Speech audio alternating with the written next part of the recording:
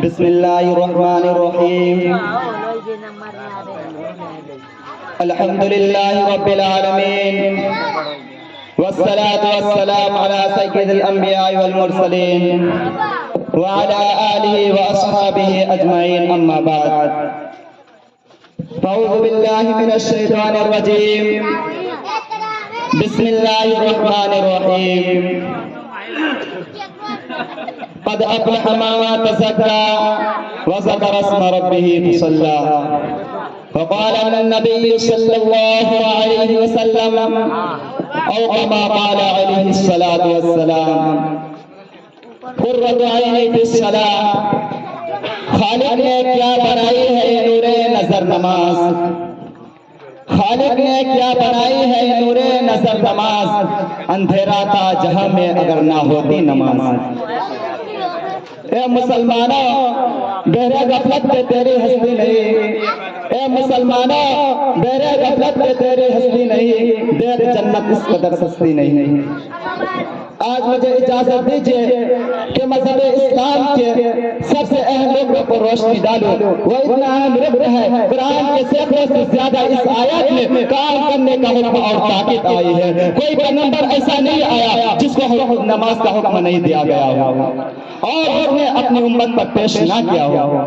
حضرت زکریا علیہ السلام کے بارے میں قرآن کہتا ہے فنادته الملائکۃ وهو قائم یصلی بالمحراب حضرت ابراہیم علیہ السلام کو اپنے پیارے بیٹے کو ایران جگہ میں چھوڑنے کا مقصد بیان کرتے ہوئے فرمایا ربنا لیقیموا الصلاۃ حضرت لقمان علیہ السلام نے اپنے پیارے بیٹے کو وصیت کی یا بنی اقم الصلاۃ مجھے صرف یہ بتانا ہے کہ حضرت آدم علیہ السلام سے لے کر نبی کریم صلی اللہ علیہ وسلم تک کوئی زمانہ کوئی امت کوئی دور ایسا نہیں گزرا جس میں نماز کا حکم نہ دیا گیا ہو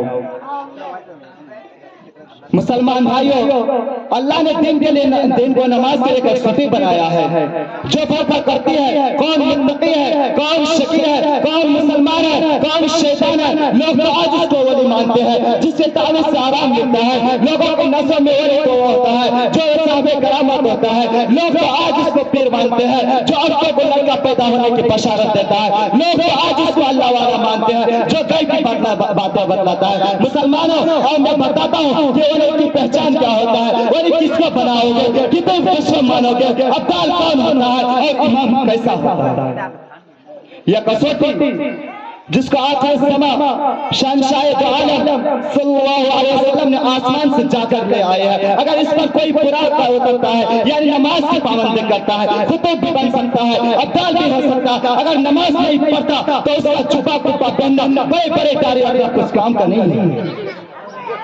حضور اکرم صلی اللہ علیہ وسلم کا فرمان ہے بین العبد و بین الکفر ترک الصلاۃ بندے اور کفر کے درمیان صرف نماز کا فرق ہے اولاد کی تربیت کرنے والوں اور تم بھی نبی کا فرمان سنتے جاؤ صادق مصدوق رحمت للعالمین نے ارشاد فرمایا جب بچہ 7 سال کا ہو جائے تو اس کو نماز کا حکم دو اور بچہ 10 سال کا ہو جائے تو ترک صلاۃ کی صورت میں اس کی پٹائی کی جائے امام سلیمان خطابی جو کہ اپنے وقت کے جلیل القدر عالم ہے یہ فرماتے ہیں یہ حدیث اس دلالت پر دلالت کرتی ہے کہ اگر بچہ اس حال میں بالغ ہوا کہ اگر وہ نماز نہیں پڑھتا تو اسے خطرناک عادات سے بنام ہوں گے آج کے دور میں پہلے تو اپنے بچے کو پیار میں بگاڑ دیتے ہیں بعد میں شکایت کرتے پھرتے ہیں نمازی بنو اپنے متعلقین کو نماز کی طرف بلاؤ میرے دوستو نماز چھوڑنا بہت بڑا گناہ ہے حضرت موسیٰ علیہ السلام کے پاس ایک عورت آئی اور حالت اس کی یہ تھی کہ اس کا چہرہ زرد ہو رہا تھا آنکھوں سے آنسو بہہ رہے تھے کہنے لگے اے اللہ کے رسول میں ہلاک ہو گئی برباد ہو گئی آپ اللہ سے دعا فرما دے تاکہ اللہ مجھ کو معاف فرما دے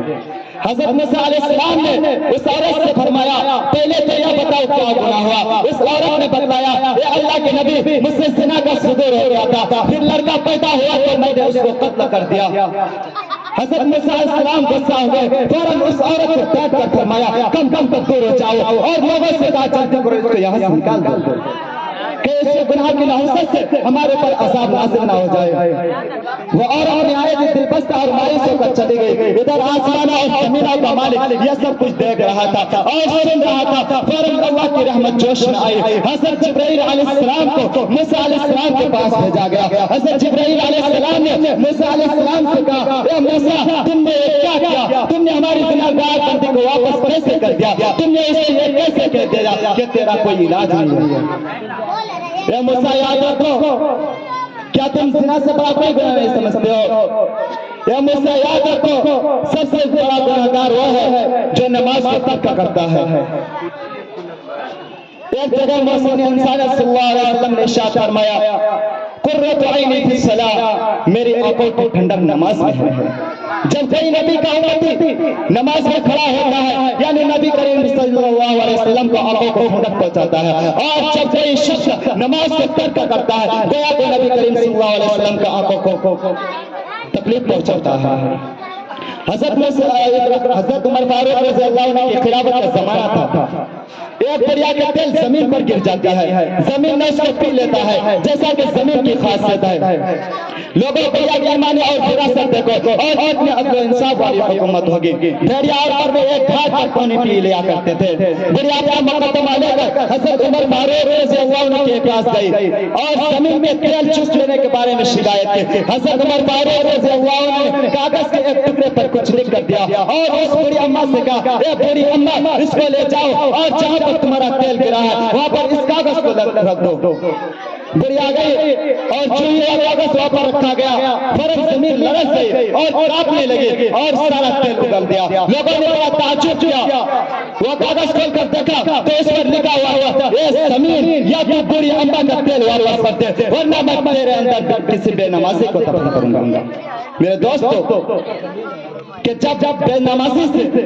زمین اس قدر ڈرتی ہے تو ہم سب کو کتنا ڈرنا چاہیے. ایک صحابی نے اللہ کے نبی کریم صلی اللہ علیہ وسلم شکایت کی یا رسول اللہ صلی اللہ علیہ وسلم میں ایک مزدور آدمی ہوں، دن بھر کام کرتا ہوں لیکن شام کے وقت جب ہم گھر واپس آتے ہیں تو میرا اونٹ ایسے بھیانک آواز نکلتا ہے کہ میری نیند ٹوٹ جاتی ہے. وہ بار بار اسی طرح کرتا ہے. اللہ کے نبی کریم صلی اللہ علیہ وسلم نے ارشاد فرمایا اے میرے پاس لاؤ میں معلوم کروں گا وہ ایسے حرکت کیوں کرتا ہے. وہ صحابی ایک لے کر آپ صلی اللہ علیہ وسلم کے خدمت میں حاضر ہوئے. رحمت للعالمین نے اونٹ سے فرمایا اے اونٹ تیرا مالک تجھ کو کھلاتا پلاتا ہے پھر تو کیوں اس کو رات میں پریشان کرتا ہے. اللہ نے ایک کو زبان دی پھر ایک نے عرض کیا. اللہ نے ایک کو زبان دی ایک کو سلام کیا پھر عرض کیا یا رسول اللہ صلی اللہ علیہ وسلم ہاں یہ میرا مالک ہے، دن بھر کام کرتا ہے میں بھی اس کی اطاعت میں کام کرتا ہوں لیکن شام کے وقت جب گھر واپس آتے ہیں تو یہ میرا مالک بغیر عشاء کی نماز پڑھے سو جاتے ہیں. میں بھی اسی مکان میں موجود ہوتا ہوں. مجھے خوف ہوتا ہے، مجھے ڈر لگتا ہے کہ قیامت کے روز اللہ میری پکڑنا چاہتا ہے. اس لیے میں بار بار چیختا ہوں تاکہ میرا مالک نیند سے بیدار ہو کر اپنے مالک کی راضی کر لے. اب بتلائیے اس میں میرا کیا قصور ہے؟ کسی شاعر نے کیا یہ خود کہا ہے